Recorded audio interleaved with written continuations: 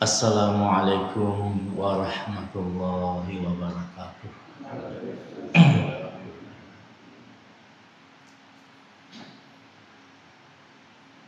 Alhamdulillahi rabbil alamin. Wa bihi nasta'inu ala umurid dunya waddin. Wa la udwana illa ala zalimin. Ashhadu an la ilaha illallah wahdahu la syarika lah. Wa ashhadu anna Muhammadan abduhu wa rasuluhu la nabiyya ba'dah. Allahumma salli wa sallim ala nabiyyina Muhammadin wa ala alihi wa sahbihi ajma'in. Ya Allah ya Rahman, ampuni dan rahmati kami semua. Ampuni dan rahmati kedua orang tua kami, baik yang masih hidup maupun yang telah mendahului kami. Masukkanlah kami ke dalam surga-Mu yang paling tinggi, dan masukkanlah ya Allah ke dalam rencana-Mu harapan-harapan kami yang Engkau ridhoi, baik tentang dunia maupun tentang akhirat. Amin ya rabbal alamin. Kaum muslimin dan muslimah yang dimuliakan Allah Subhanahu wa taala, atas izin dan rahmat Allah sematalah sehingga kita berkumpul di tempat yang mulia ini. Allah Subhanahu wa taala memilih kita, memuliakan kita untuk bisa sama-sama di tempat yang mulia, merenungkan satu atau dua ayat dari firman Allah Subhanahu wa taala yang itu akan mendatangkan rahmat dan ampunan sesuai doa yang kita pinta di awal mukaddimah tadi.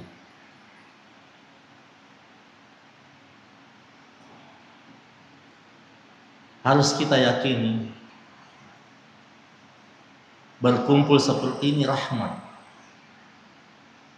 berkumpul seperti ini ampunan. Dan tentulah kita merasa mulia kalau kita dipilih salah satu di antara orang-orang yang hadir di tempat yang mulia seperti ini. Betapa banyaknya orang dengan kesibukan yang bermacam-macam, bahkan mungkin tidak sibuk, tidak ada yang dia kerja. Allah tidak pilih mereka, tapi Allah Subhanahu wa taala memilih kita. Pada kesempatan yang mulia dan berbahagia ini, kami akan sampaikan renungan tentang kehidupan dunia yang menipu. Bahwa dunia itu ternyata penipu yang ulung. Hampir tidak ada yang bisa lolos kecuali yang dirahmati oleh Allah Subhanahu wa taala. Allah berfirman di dalam Al-Qur'an, "I'lamu annamal hayatud dunya la'ibun wa lahwun."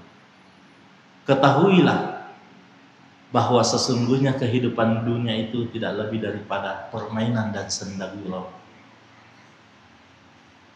Wa zinatu wa tafakhurun bainakum wa takatsurun fil amwali wal aulad. Kehidupan dunia ini hanyalah perhiasan. Kamu berbangga-bangga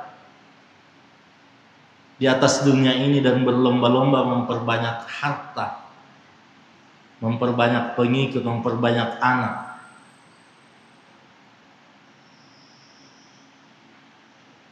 Lalu Allah Subhanahu wa taala memberikan informasi kepada kita semua dalam lanjutan ayat ini. Wa fil akhirati, ternyata ada kehidupan yang lain, ada kehidupan akhirat yang dijelaskan di dalam ayat yang lain, di surah yang lain menyatakan itulah kehidupan yang sebenarnya.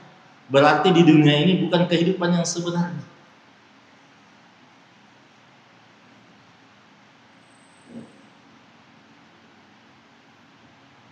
Innamal hayatu wa in ketahuilah di surah Al-Ankabut bahwa kehidupan yang sebenarnya adalah kehidupan akhirat. Kehidupan dunia bukan kehidupan yang sebenarnya. Karena yang sebenarnya itu terus menerus, tidak berhenti, kekal abadi. Itulah yang sebenarnya.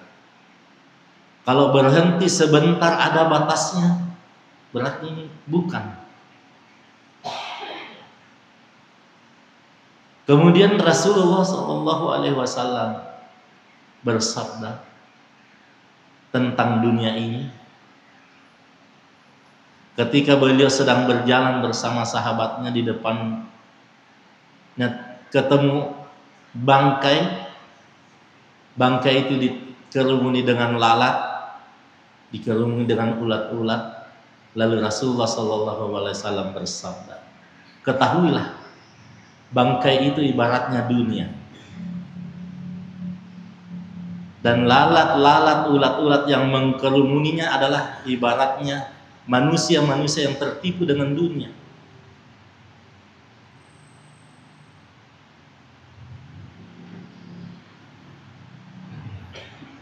Kaum muslimin dan muslimat yang mudah-mudahan dirahmati oleh Allah Subhanahu wa taala.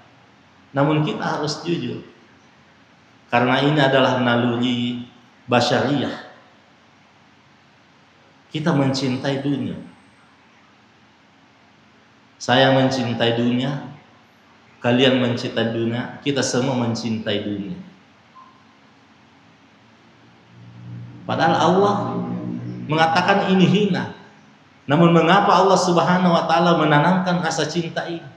Dan itu rasa cinta tumbuh sejak kecil.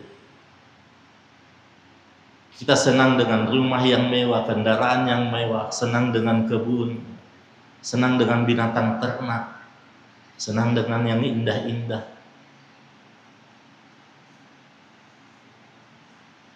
Kenapa kita katakan kita senang dengan dunia?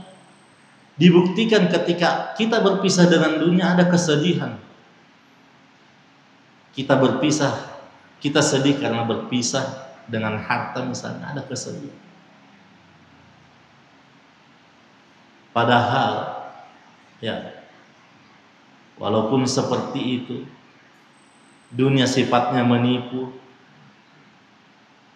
sudah banyak menjadi korban dari manusia Adam sampai yang terakhir nanti. Masih banyak. Karena memang dunia memang ini indah. Dunia ini indah namun fata morgana. Keindahannya palsu. Kalau ada orang haus di padang pasir melihat kejauhan, di depannya ada danau, 1 kilo dari tempatnya ada danau, ada air, goyang-goyang airnya. Dia meyakini itu adalah air. Tapi dia tertipu karena ternyata setelah sampai di sana, padang pasir yang luas.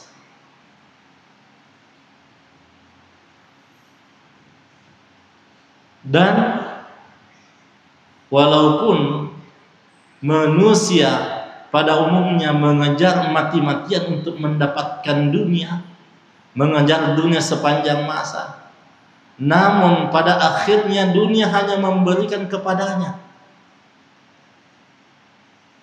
sebidang tanah yang luasnya seukuran dengan tubuh kita. Itu ending daripada manusia. Siapapun dia, biar presiden. Bukankah presiden pertama kita Soekarno berakhir di tempat yang luasnya seukuran dengan tubuhnya? Presiden kedua, presiden ketiga Soeharto seperti itu juga.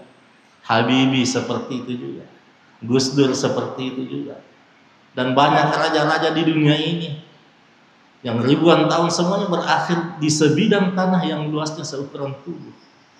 Mati-matian mereka mengejar. Dr. Syafiq Bahasa Lama sangat heran, dia mengatakan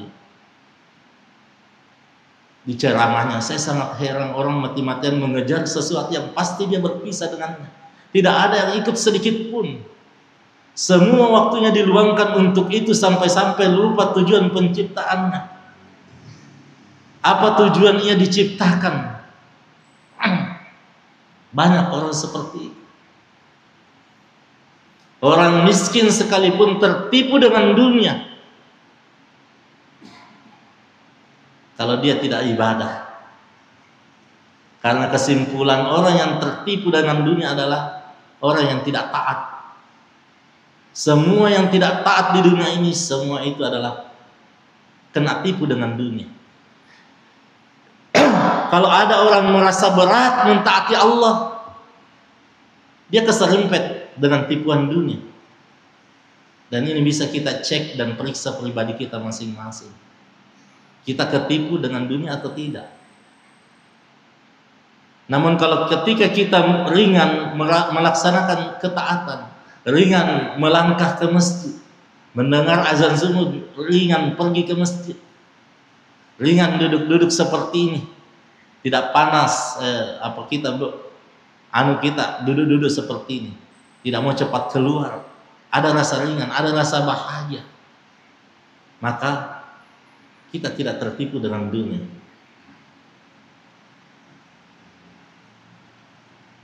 Kalau ada kita rasa-rasa ringan, merasakan ketaatan, itu dunia tidak berhasil menipu kita. Namun ketika ada orang yang merasa berat mentaati Allah, laki-laki, perempuan, tua, kaya, miskin atau kaya atau miskin, tua atau muda, berat melaksanakan ketaatan, dia sedang tertipu dengan dunia. Dia sedang tertipu dengan dunia. Kaum muslimin dan muslimah yang mudah-mudahan dirahmati oleh Allah Subhanahu wa taala. Kena tipu dengan dunia bahaya sekali. Karena akan berakibat fatal di kehidupan dunia dan kehidupan akhirat. Di dunia ini kita akan sengsara. Bagaimanapun besarnya hasil dunia yang kita kumpulkan, kalau kita termasuk orang yang tertipu, malas dalam beribadah, tidak tahu tujuan penciptaan kita, pasti merana hatinya. Tidak mungkin tidak. Dia cuma bisa tersenyum di hadapan orang, tapi batinnya berontak. Karena jauhnya dengan Allah itu otomatis akan membuat hati gersang. Tidak ada ketenangan.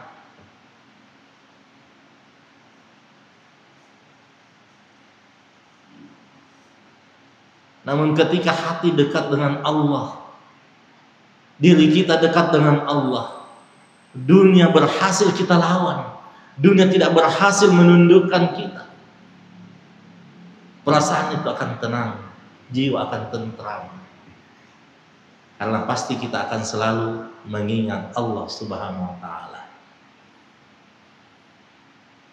Duduk-duduk seperti ini tujuannya adalah untuk mengingat Allah. Duduk seperti ini ada tujuan mengingat Allah. Dan ketika kita sudah mengingat Allah, di situ Allah turunkan ketenangan. Ketenangan di jiwa kita. Tanpa kita sadar, ketenangan itu bertambah setelah duduk-duduk seperti ini. Karena Allah yang sudah menjamin melalui lisan Rasulullah SAW. Tidaklah seseorang berkumpul di rumah Allah Subhanahu wa taala merenungkan satu atau dua ayat Al-Quran kecuali Allah rahmati dan turunkan ketenangan di jiwa. Dan inilah yang dinamakan bizikrillah, mengingat Allah. Ala bidzikrillahi tatma'innul qulub. Ketahuilah hanya dengan mengingat Allah hati bisa tentram. Hati bisa tentram. kaum muslimin dan muslimah yang mudah-mudahan dirahmati oleh Allah Subhanahu wa taala. Orang yang tertipu dengan dunia sangat fatal di akhirat. Di surah An-Nazi'at Allah Subhanahu wa taala berfirman, wa amman tagha, adapun orang yang melampaui batas, wa asaral hayatad dunya, dan lebih mementingkan kehidupan dunia daripada kehidupan akhirat. Apa fatalnya? Apa bahayanya? Allah Subhanahu wa taala melanjutkan firman-Nya, fa innal jahima hiyal ma'wa, maka neraka jahim tempat kembalinya di akhirat. Di kehidupan sebenarnya yang tidak berujung tersedia dua tempat abadi, surga dan neraka.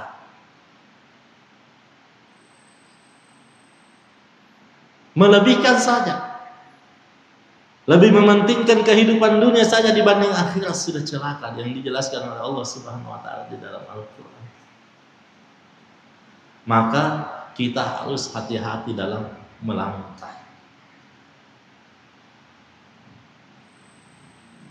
Yang membuat kita tidak peduli sesama orang beriman yang tertindas, yang miskin, yang susah, itu gara-gara dunia.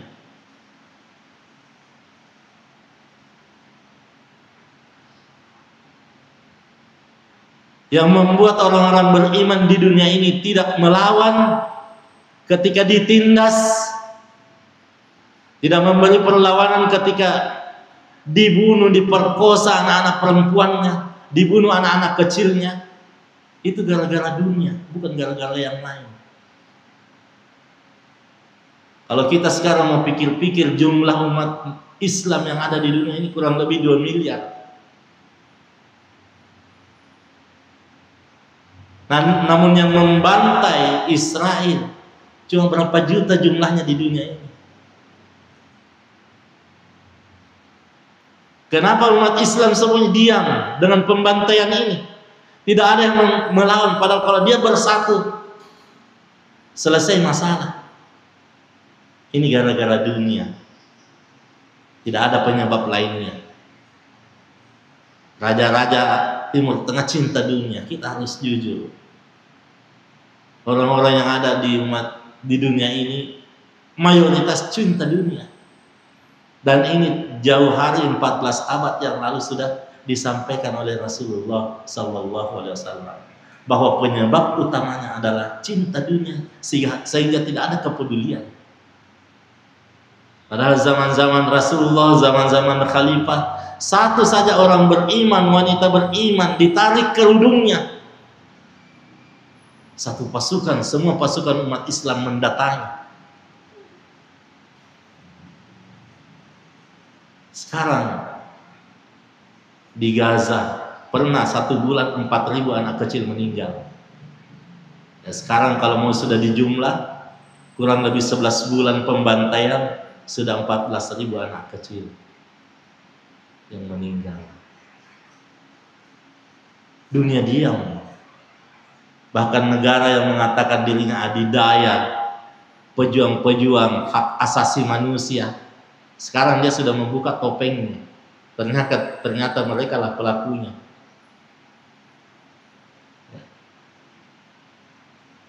Bukankah Amerika Serikat ya, dan konco-konconya Inggris, Perancis mengatakan dirinya pejuang-pejuang hak asasi manusia? Tapi justru sekarang mereka memperlihatkan topengnya, membuka topengnya. Oh, ternyata mereka lah yang menginjak hak-hak asasi manusia. Dan kenapa tidak ada yang bisa melawan? Kami katakan tadi, penyebabnya adalah cinta dunia dan takut mati.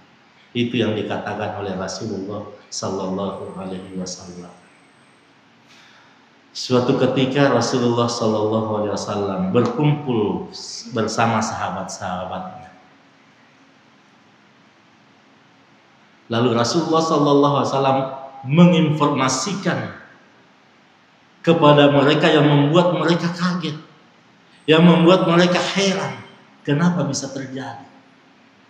Karena waktu itu Rasulullah Sallallahu Alaihi Wasallam bersabda, ada zaman nanti, ada kondisi nanti, umat Islam itu bagaikan hidangan makanan di meja makanan, dan semua musuh-musuh Islam mengelilinginya, memakannya, mencabik-cabiknya.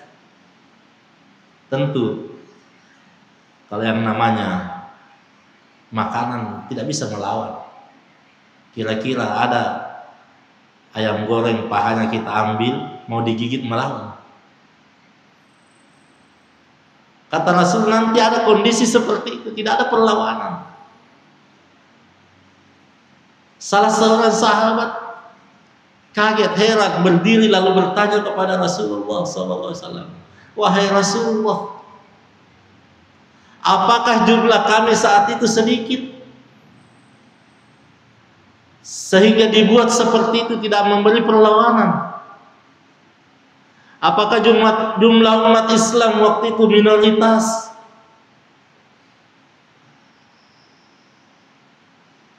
sehingga kami tidak melawan, dihantam kiri kanan? Rasulullah SAW memberi jawaban yang membuat sahabat kaget. Tidak. Pada waktu itu jumlahmu tidak sedikit. Pada waktu itu umat Islam mayoritas. Jumlahnya jauh lebih banyak.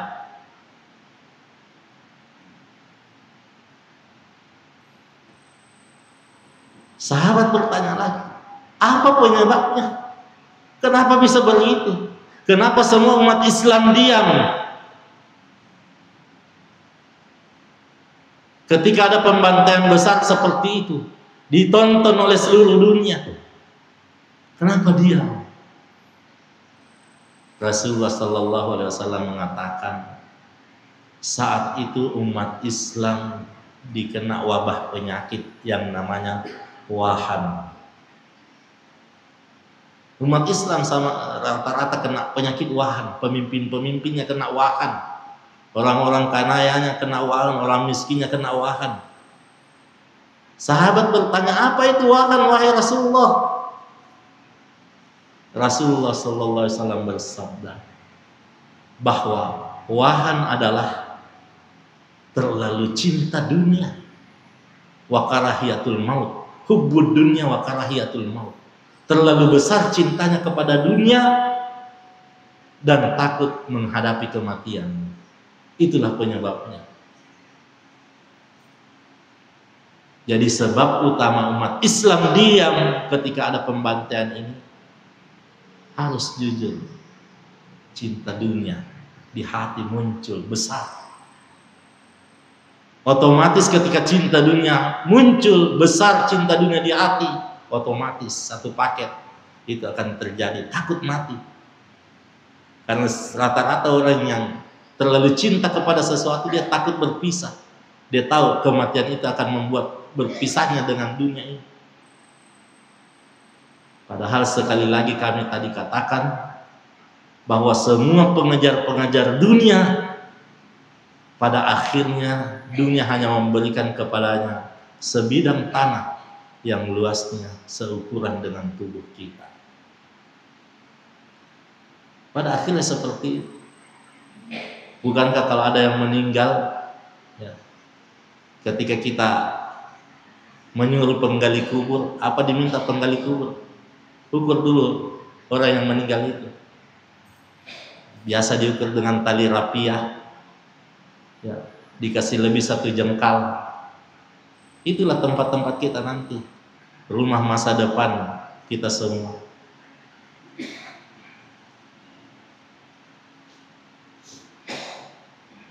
Kaum muslimin dan muslimah yang mudah-mudahan dirahmati oleh Allah Subhanahu wa taala. Pembantaian di sana di luar batas. Pernah kami sampaikan di tempat ini bahwa ada orang yang diutus untuk tugas di sana, dokter, 3 bulan. Setelah 3 bulan tugas di sana, dia pulang ke negaranya. Apa yang dia katakan? penyiksaan, pembantaian yang kita lihat di medsos itu tidak ada apa-apanya dibanding ketika kita melihat langsung. Tidak ada peristiwa di dunia ini, mulai dari Nabi Adam sampai sekarang, mungkin dokter itu berkata hampir puluhan orang yang diamputasi anak kecil. Ini yang belum meninggal. Jumlahnya puluhan ribu yang diamputasi sejak kejadian 11 bulan yang lalu.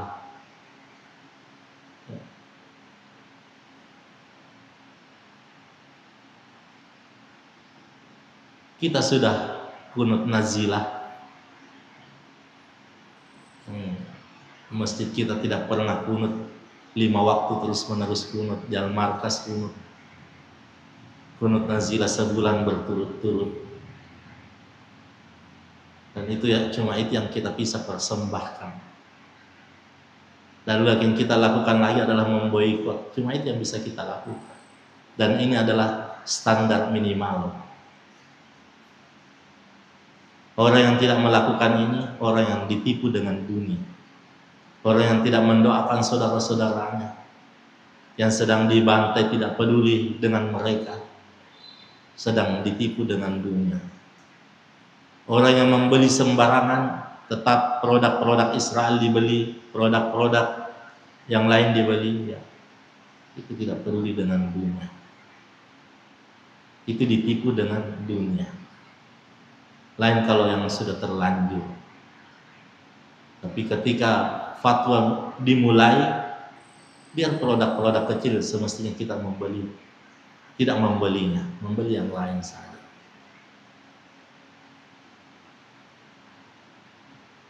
Kaum muslimin dan muslimah yang mudah-mudahan dirahmati oleh Allah Subhanahu wa taala.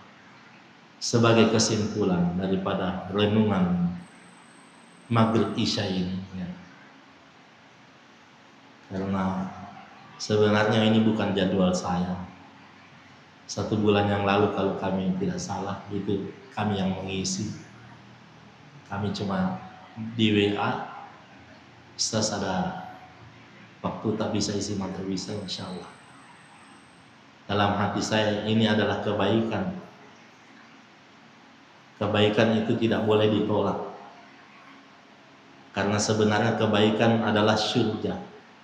Ketika ada kesempatan dan kita melakukan kebaikan dan kita tolak kebaikan itu, secara tidak langsung kita sebenarnya menolak syurga. Karena kebaikan itu yang akan mengantarkan diri kita ke syurga. Kebaikan itu yang akan mendatangkan rahmat dan ampunan Allah Subhanahu wa taala. Melalui rahmat dan ampunan Allah, itulah jembatan kita untuk sampai ke syurga. Kesimpulannya adalah jangan pernah ditipu oleh kehidupan dunia. Dunia ini sebentar. Dunia ini fata morgana, sekejap. Dunia ini bayangan. Dunia ini cuma bayangan. Bagaimanapun kencangnya kita mengejar yang namanya dunia, yang namanya bayangan, pasti kita tidak dapat. Pasti kita tidak dapat. Namun Rasulullah SAW mengajarkan bagaimana supaya dunia didapat. Bagaimana caranya? Belakangi dunia. Hadapkan dirimu ke akhirat. Jadikan orientasi hidupmu adalah orientasi akhirat. Maka dunia akan mengejarmu. Bayangan itu akan mengejarmu. Balik mengejar dia. Lihatlah Rasulullah bersama sahabatnya. Orang sangat sederhana. Padang pasir tidak diperhitungkan. Namun kelompok ini adalah orientasinya orientasi akhirat. Dunia mengejar. Dunia takluk. Raja-raja dunia takluk di bawahnya. Datang dunia. Namun ketika kita mengarahkan diri kita kepada dunia, kita pasti tertipu. Tidak mungkin tidak.